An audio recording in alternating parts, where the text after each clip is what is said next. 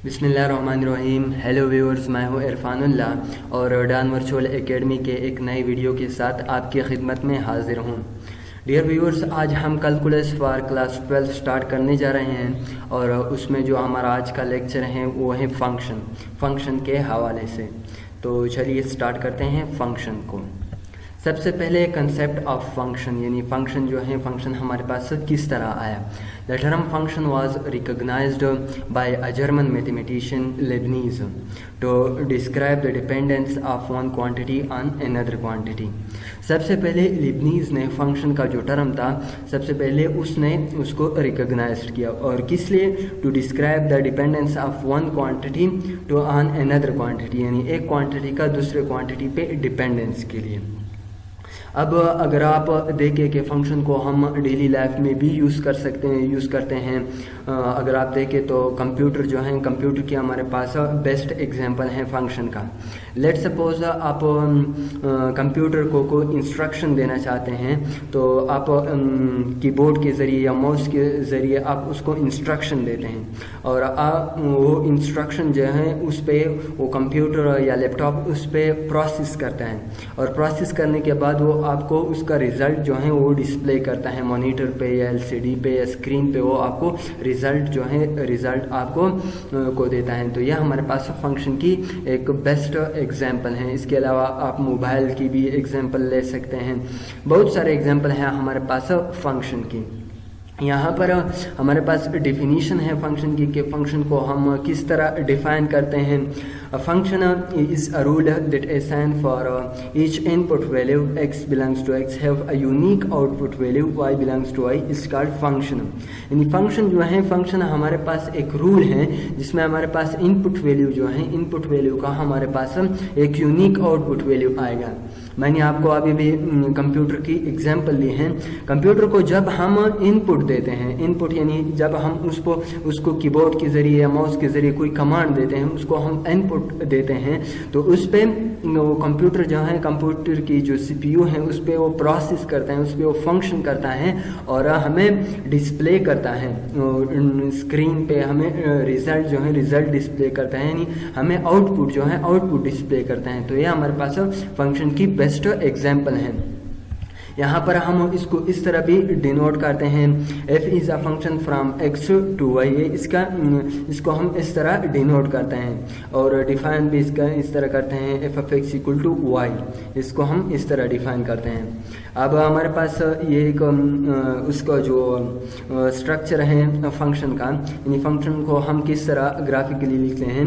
यहाँ पर ये हमारे पास x है, यानी x हमारे पास ये इनपुट है, हमारे पास इनपुट है, और जब हम उस पर प्रोसेस करते हैं, उस पर जब हम फंक्शन करते हैं तो उससे हमारे पास आउटपुट आता है, और ये जो आउटपुट हमारे पास आएगा, ये आउटपुट हमारे पास यूनिक आउटपुट आएगा। यहाँ पर इस y में जो है, y में हमारे पास जो आउटपुट आएगा वो हमारे पास यूनिक आउटपुट जो है आउटपुट यूनिक आएगा।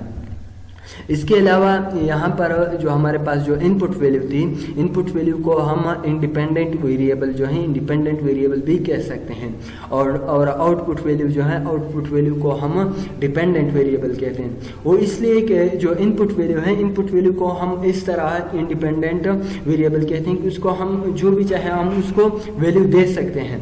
लेकिन जो आउटपुट वैल्यू है, आउटपुट वैल्यू हमारे पास डिपेंड करता है एक्स पे, यानी एक्स को हम जब हम जो भी वैल्यू देते हैं हमारे पास उसमें वही रिजल्ट आएगा। वो जो आउटपुट वैल्यू है आउटपुट वैल्यू में है, तो इसलिए हम आउटपुट वैल्यू को हम डिपेंडेंट वेरिएबल कहते हैं। अगर आप यहाँ पर देखें तो y जो है, y हमारे पास डिपेंडेंट वेरिएबल है, और x जो है, x हमारे पास इंडिपेंडेंट है। x को हम जो भी वैल्यू जो है वो दे सकते हैं, लेकिन y जो है y पे हमारे पास वो वैल्यू आएगा जो हम इस f(x) को जो है f(x) को हम देते हैं। और यहाँ पर जो है, यहाँ पर हम x जो है, x हमारे पास इंडिपेंडेंट है और y जो है y डिपेंडेंट है। इसके अलावा y को हम इमेज ऑफ x भी कहते हैं, यानी y जो है वही हमारे पास इमेज है ऑफ x का अंडर f, और x जो है x हमारे पास प्री इमेज है ऑफ y अंडर f। यानी जब हम x को जो भी वैल्यू देते हैं तो इसका इमेज जो है इमेज हमारे पास y में आता है, तो इसलिए हम y को इमेज ऑफ x जो है इमेज ऑफ x कहते हैं, और x को हम प्री इमेज ऑफ y जो है प्री इमेज ऑफ y कहते हैं। यहाँ पर मैंने ये एक नोट लिखा है, a Swedish mathematician Euler invented has a symbolic way to write the statement y is a function of f of x। यानी ये जो symbolic way जो मैंने फंक्शन का लिखा है y is equal to f of x, ये सबसे पहले एवलर ने जो है एवलर ने इसको इन्वेंट किया है, और which is read as y is equal to f of x। ये हमारे पास इस तरह रीड होता है, यानी y is equal to f of x, यहाँ पर भी मैंने लिखा है y is equal to f of x। तो ये था हमारे पास फंक्शन, और फंक्शन में जो हमारे पास इनपुट वैल्यू है और जो आउटपुट वैल्यू है, इसके अलावा डिपेंडेंट वेरिएबल और इंडिपेंडेंट वेरिएबल। तो ये फंक्शन क्या वाले इससे थे। इसके बाद है हमारे पास डोमेन, यानी डोमेन को हम किस तरह डिफाइन करेंगे। एक फंक्शन का जो है हमारे पास डोमेन, यानी इसको हम किस तरह डिफाइन करेंगे। The set of all input values, यानी जो इनपुट वैल्यूज जो है हमारे पास, यानी इंडिपेंडेंट वेरिएबल्स जो हैं of x belongs to x for which f of x is defined, is called domain of f of x। जो इनपुट वैल्यू जो है हमारे पास एक फंक्शन का, जिस पे हमारे पास वो फंक्शन जो है डिफाइन हो, तो उसको हम domain of f of x कहते हैं, यानी इंडिपेंडेंट वेरिएबल को हम domain of f of x जो है f of x कहते हैं। इसके बाद है हमारे पास रेंज, यानी रेंज को हम किस तरह डिफाइन करेंगे।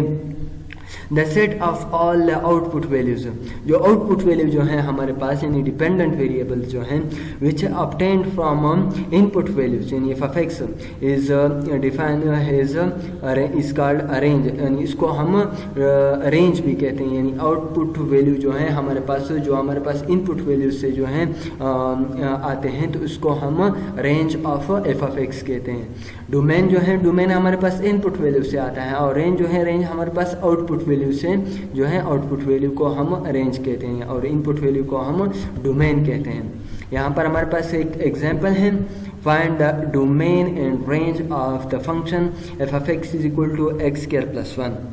यह हमें एक फंक्शन दिया है और हमें कहते हैं कि इसका जो डोमेन है और रेंज, इसको आप फाइंड करें। तो इसको हम डोमेन और रेंज को हम किस तरह फाइंड करेंगे। इसका जो सोल्यूशन है, यहाँ हमारे पास y is equal to f of x, यानी f of x को हम इस तरह लिखते हैं, y is equal to f of x, यानी f of x जो है वो हमारे पास x स्क्वायर प्लस 1 है। तो यहाँ पर जो है f of x जो है वो हमारे पास डिफाइन है फॉर एवरी रियल नंबर। अब अगर यहाँ पर मैं x को 0 दे दूँ, तो 0 से इससे हमारे पास 1 आता है। x को जब हम 1 दे दूँ, जब मैं इसको 1 देता हूँ तो इससे हमारे पास 2 आता है। जब 2 देता हूँ तो इससे हमारे पास 5 आता है। जब 3 देता हूँ जिससे हमारे पास 10 आता है।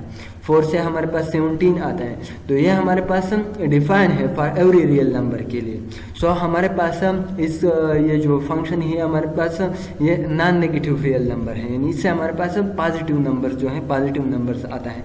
तो इसका जो डोमेन है हमारे पास वो सेट ऑफ रियल नंबर्स हैं, और इसका जो रेंज है हमारे पास, इसका रेंज जो है वो set of non negative real number है। एक्सेप्ट इसमें हमारे पास y जो है y हमारे पास लेस ग्रेटर देन और इक्वल टू 0 नहीं होगा और लेस देन 1 नहीं होगा। यानी इससे जो हमारे पास आउटपुट आएगा, आउटपुट हमारे पास ना तो इससे हमारे पास 0 आता है, ना ही 1 से हमारे पास इससे कम वैल्यू जो है कम वैल्यू आता है। यानी इससे हमारे पास 1 आता है, यानी 1 से ज़्यादा हिंसे आते हैं, इससे कम हमारे पास नहीं आते हैं। तो ये जो है ये हमारे पास इसका जो डोमेन था, डोमेन इसका डोमेन हमने फाइंड किया, और रेंज जो है रेंज हमने फाइंड किया है। दूसरा जो एग्जांपल है हमारे पास, let f of x is equal to x square.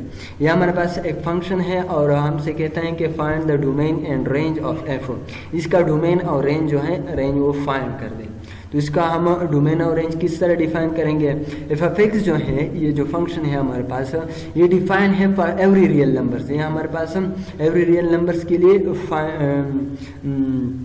Define है। अगर हम यहाँ पर x को हम 0 दे दें तो 0 से हमारे पास 0 आता है। जब हम इसको 1 देते हैं तो उससे हमारे पास 1 आता है, 2 देते तो 4 आता है, 3 दे देते तो 9 आता है। यानी हमारे पास एवरी रियल नंबर्स के लिए ये हमारे पास डिफाइन है।